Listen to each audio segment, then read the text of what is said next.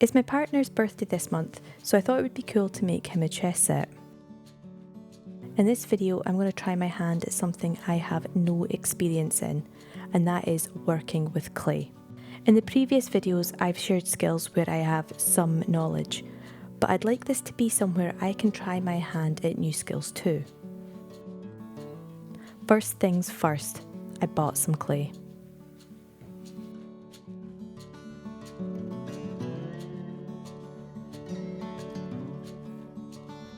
I started sketching different ideas of what the pieces could look like, but soon thought I'll just get stuck in and see what happens.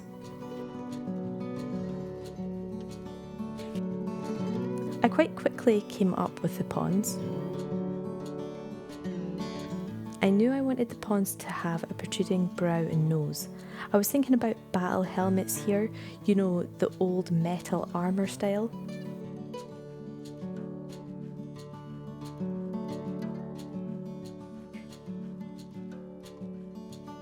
Yes, I'm using a large eyed sewing needle here instead of any clay tools. I then added some really simple eyes. Something I could repeat easily. I wanted them to look similar but not identical.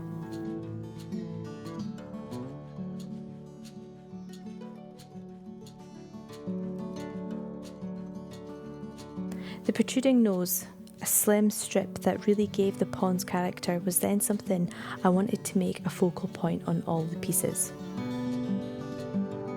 For the king, I wanted his nose to be the longest and his brow to surround his head. It could be mistaken for the bottom of his crown.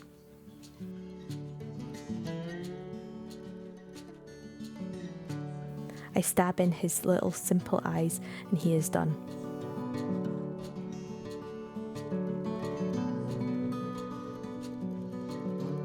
For the queen, I wanted her to mimic the king, a tiara instead of a crown and a shorter nose. Next is the bishop. I initially wanted to keep this guy simple by just extending his nose up a little to form a cross on his face. However, you'll see I go back and make a change later on. For the rook, I needed to include crenelles, I hope I'm saying that right, which we associate with castles. I wanted to give him a personality, so I added a nose and a set of eyes. The knight was easy. Try and make some sort of horse shape thing, and then add the long thin strip as its mane. So looking back at the bishop, I felt this perhaps was not super clear, particularly from the back point of view, so it could affect play. I simply continued the nose down the entire back so the cross is particularly obvious from the back.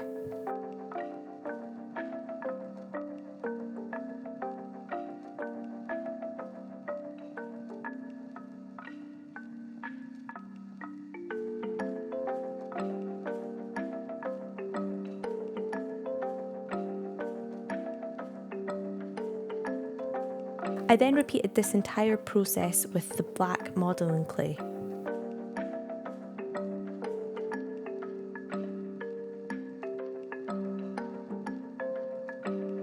I found this so much harder to work with. The two clays were very different from each other. It would take someone with a lot more knowledge than me to figure out why this was. So I feel the black set look less well made and perhaps more childish. Maybe I had just ran out of patience for blending, having created 32 little figures.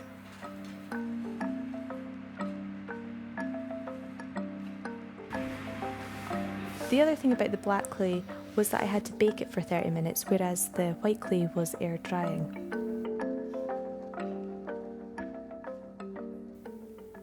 Time to make the board. I set to work to make my own tiles. This took a long time, and the results were, well, not that great. Very uneven and really did not live up to the pieces. I was really disappointed with how they turned out. But I could certainly buy them and paint them.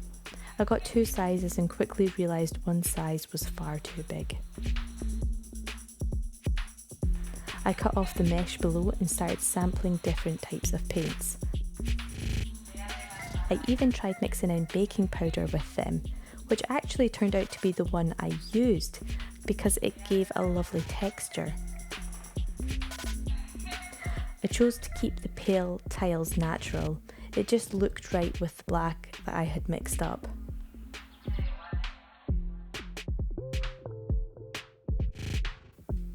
I then decided to paint the pieces as they had some speckling, and so they matched the tiles better. Feeling brave, I cut some MDF to the size needed, then sanded it down to be perfectly straight.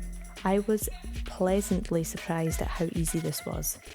I then used Unibond contact adhesive to stick the tiles to the MDF board.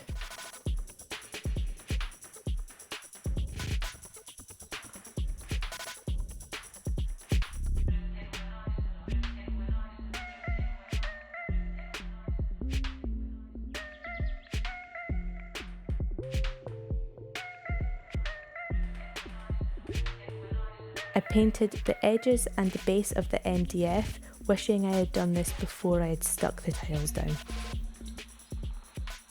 But the overall look I am so happy with. Time to wrap this and give it to Mike.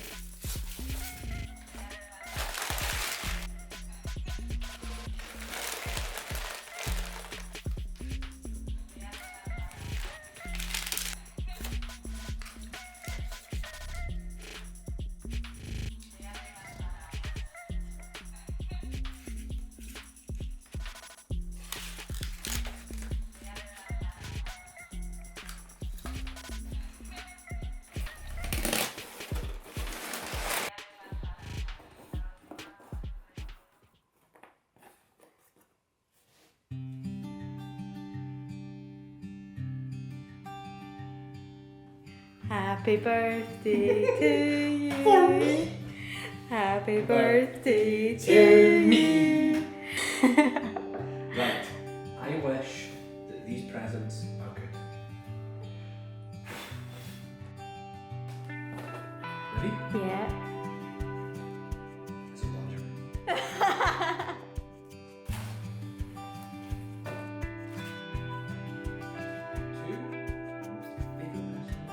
Happy birthday. I love you. That's so sweet. Oh, look at these. Look how textured they are. Oh, oh, it's heavy. Nice. These are so cool. Like my kid.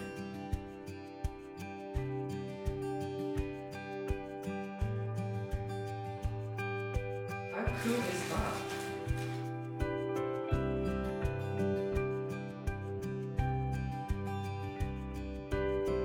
There was a lot of experimenting and many surprises along the way with this one. Having no knowledge in this area, I still feel I managed to make something beautiful that we will use and treasure. Mike was so happy with it and I had such a good time making it. I hope watching me try my hand at something new, failing in some aspects and succeeding in others, may have given you the confidence to go and try your hand at that skill, hobby or craft that you have always wanted to have a go at. If there is anything you would like to see me make, please leave a comment down below, and if you don't want to miss any new videos, then please subscribe. Until next time, go make something.